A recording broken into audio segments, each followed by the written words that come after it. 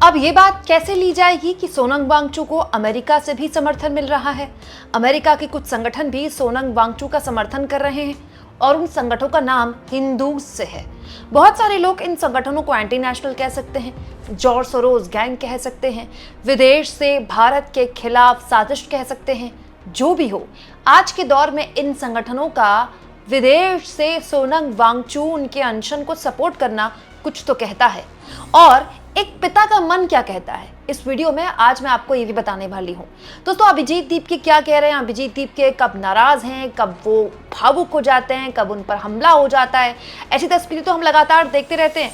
लेकिन क्या आपने कभी सोचा है कि अभिजीत दीपके के माता पिता उनको इन हालातों में देखते होंगे तो क्या सोचते होंगे?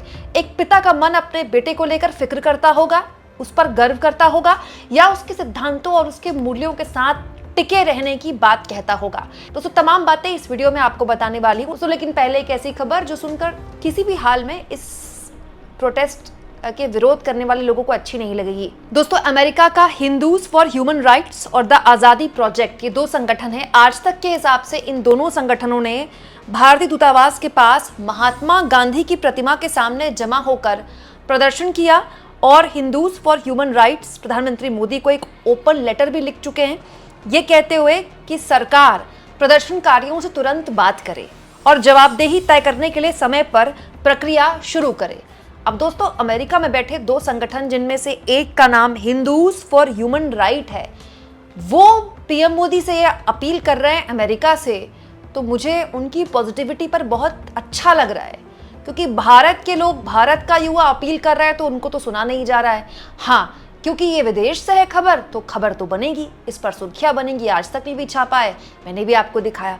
वहीं दोस्तों, संसद मार्च के 24 घंटे पहले यानी कि रविवार की दोपहर जंतर मंतर में क्या माहौल है जरा देख लीजिए। हर ओर तिरंगा है, देशभक्ति के गाने हैं और जोश पूरी तरह से हाई है। अभिजीत दीपके के अनशन का आज दूसरा दिन है। नेहा सरीखे ऐसे 3 छात्र और हैं जिनका अनशन 20 दिन से पार हो चुका है, लेकिन इन लोगों की हिम्मत नहीं टूटी और आने वाले लोगों की संख्या भी नहीं घट रही है।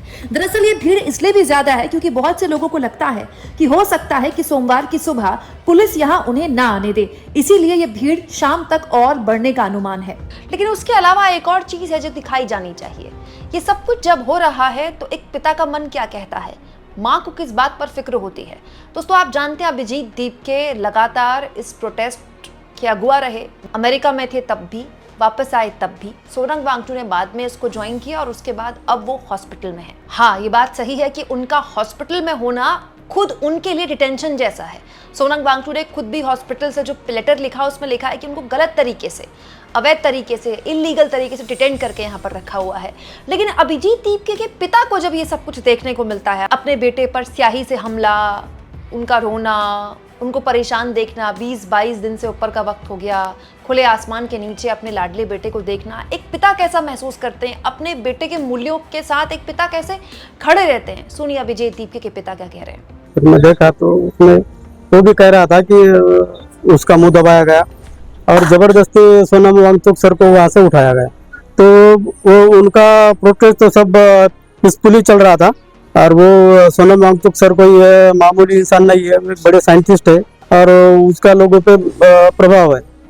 और जो अभिजीत दीपके जो मेरा बच्चा है, वो भी उनके साथ में दोनों काम कर रहे थे और उनका प्रोटेस्ट पूरी तरीके से एक लोकशाही मार्ग के रास्ते चल रहा था, पीसफुली चल रहा था। अभी तक वहाँ पे कोई भी ऐसा अनहोनी नहीं हुई जिसकी वजह से लॉ एंड ऑर्डर का कुछ सिचुएशन प्रॉब्लम क्रिएट हो।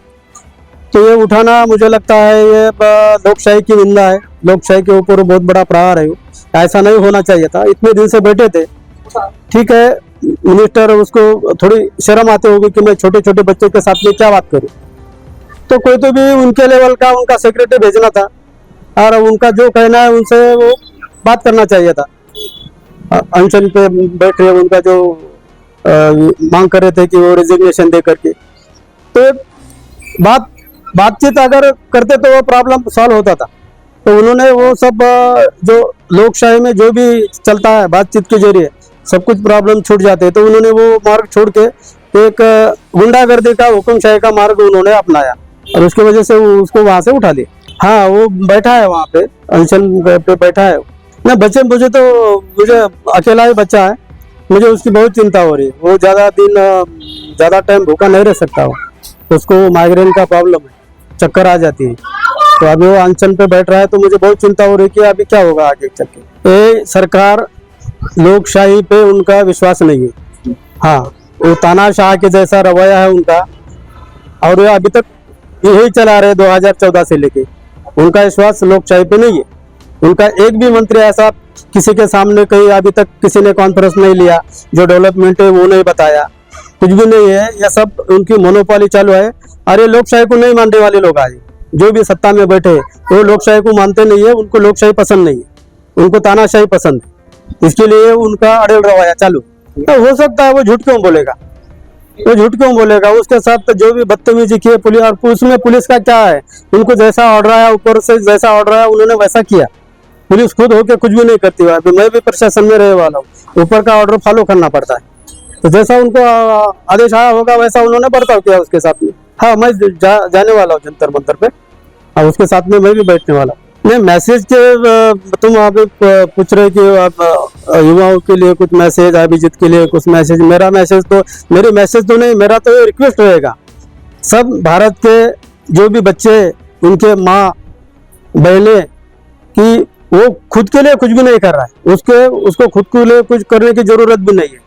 वो बहुत बढ़िया उसको अमेरिका में ऑफर आया था, तो वहीं पे बढ़िया से जी सकता था, सेटल हो सकता था वहाँ पे। लेकिन सब छोड़ के वो यहाँ आ गया, तो उसको सपोर्ट करने के लिए। और ये जो कुछ भी तानाशाही जैसा सरकार का रवैया चल रहा है, तो उनको बताना पड़ेगा कि ये तुम भारत देश में रहते हो, भारत देश में ज्यादा दिन तानाशाही नहीं चलती। तो उनको समझ में आना चाहिए, वो जनता ने आवाज उठाना चाहिए उसके बारे में। मिला था, जॉब मिला था उनको। हाँ, जॉब मिला था उसको। नहीं, उसमें तो एक बात है, अगर वो चीफ जस्टिस तो पैरासाइट, कॉकरोच अगर ये वर्ड नहीं निकालते, तो अगर ये बहुत अच्छा होता कि वो ये वर्ड का यूज नहीं करते। वो केस में जहाँ सुनवाई चल रही थी एक्टिविटी के अगेंस्ट में, तो ये उसको आने की इधर कोई जरूरत भी नहीं थी। तो उसको ऐसा बुरा लगा होगा कि हमको सब बच्चों को, ये यंगस्टर को पैरासाइट कह रहे हैं। और वो कौन कह रहा है? चीफ जस्टिस कह रहा है। अगर कोई मामूली एक आधा एमएलए वगैरह कोई होता तो वो निगलेक्ट भी करते थे उसको। लेकिन एक जिम्मेदार कुर्सी पे बैठा हुआ आदमी ऐसी जब बात करता है, तो सभी को हर्ट होता है। तो इसके बारे में दूसरे लोगों को भी बहुत बुरे कमेंट आए। और जब चीफ जस्टिस साहब फॉरेन में गए, तो उनको भी ये बात का एहसास हो गया कि अपने से कुछ तो भी गलत होने वाला है। मैंने वो वीडियो देखे, तो उसको ये बुरा लगा, और उसमें अनजाने में वो एक मजाक में वो कांग्रेस जनता पार्टी का ये किया, एक लोगो बना के, जैसा कि मैं अभी पार्टी स्थापन कर रहा हूँ, और वैसा उसने मजाक में किया। और उसको 4-5 दिन में 2.25 करोड़ फॉलोअर्स हो गए। तो फिर ये इधर के लोग बोलने लगे तू उधर बैठ के क्या हवा में क्या बातें करता है, इधर इंडिया में आ। और कुछ तो ऐसा बोलने लगे, वो अमेरिका का एटमॉस्फेयर ऐसा है, वो ये इतने 40 डिग्री में तू क्या जिंदा रह पाएगा, तू सर्वाइव होगा, तुझे समझ में आएगा, इधर आके जमीन पे तू यहाँ और फिर बात कर। तो वो उसमें वो जज्बात में वो इधर आ गया। उतना वो मैच्योर नहीं, अगर वो मैच्योर रहता तो इधर आता भी नहीं था। तो उनको कैसे तो भी वो जवाब दे देता, लेकिन वो उतना वो उसको कहीं तो भी लगा, और वो उतना मैच्योर नहीं होने की वजह से वो जज्बात में आके इधर आ गया वो। और वो उसको फिर उसका, क्योंकि उसका काम करने का तरीका एकदम सीधा है, तो खुद के लिए कुछ भी नहीं मांग रहा है। तो जो अच्छे इंसान है, जिन लोगों का लोकशाही पे भरोसा है, तो सब लोगों ने उनको वहाँ आके सपोर्ट किया है, उनको मिलके गए वाले। और वांगचुक सर जी उसमें से एक है, वो तो बहुत बड़े आइडल है। तो वो भी उनके साथ में सपोर्ट में बैठे, नहीं उनके साथ वो गुंडागर्दी करे वाले, वो नाइंसाफी है उनके साथ में। अगर उनको ट्रीटमेंट करना था तो वो यहाँ आके भी ट्रीटमेंट कर सकते थे, हर कोई इक्विपमेंट। हाँ, जंतर मंतर पे आके भी उनको क्या वो सलाइन दे सकते थे, उनको रिक्वेस्ट कर सकते थे डॉक्टर की तुम्हारी जान ऐसी है, तो वो कर सकते हैं ना वैसा। उन्होंने वैसा नहीं किया ना, उनको उठा के हॉस्पिटल में लेके गए, ये गलत हो गया। ना स्ट्राइक तो अभी कंटिन्यू है। अभी वो जाने के बाद अभिजीत वहाँ पे बैठा है हंगर स्ट्राइक पे। ना अभी प्रेशर लगता था कि अभी तक हमें भी बहुत, मैं अभी तक किसी को एक पिछले महीने में 19 तारीख के बाद 19 से 21 तारीख के बाद मैं किसी से कुछ बाइट्स नहीं दिया, कुछ भी नहीं दिया। उन्होंने भी बोला था कि पापा किसी को कुछ भी नहीं करने का, लेकिन अभी वो खुद वहाँ पे हंगर स्ट्राइक पे बैठा है। वो ज्यादा दिन भूखा नहीं रह सकता, उसको माइग्रेन का प्रॉब्लम है, उसमें चक्कर आ जाती है। कोई हाँ। दर्पण आपके नहीं दर्पण ना, अभी हम तो सोच रहे कि जो होना है हो जाने दो, अभी हम डरने वाले नहीं किसी, कितने दिन डरेंगे और क्यों डरेंगे? हमने क्या गलत किया है, उसने क्या गलत किया है, डरने का क्या मतलब? तो तानाशाह होगा कितना भी बड़ा, हम तो लोकशाही पे विश्वास करते हैं और बाबा साहब ने जो संविधान दिया है उसके ऊपर हम विश्वास करते हैं। जिस दिन वो संविधान इंडिया में नहीं रहेगा, मैं लिख के देता हूँ, हम विदेश छोड़ के जाएंगे यहाँ से, हम भी नहीं रहेंगे यहाँ पे। हमारा संविधान पे विश्वास है, इसलिए हम यहाँ पे। मेरा नाम भगवान है, भगवान शंकर दीप की।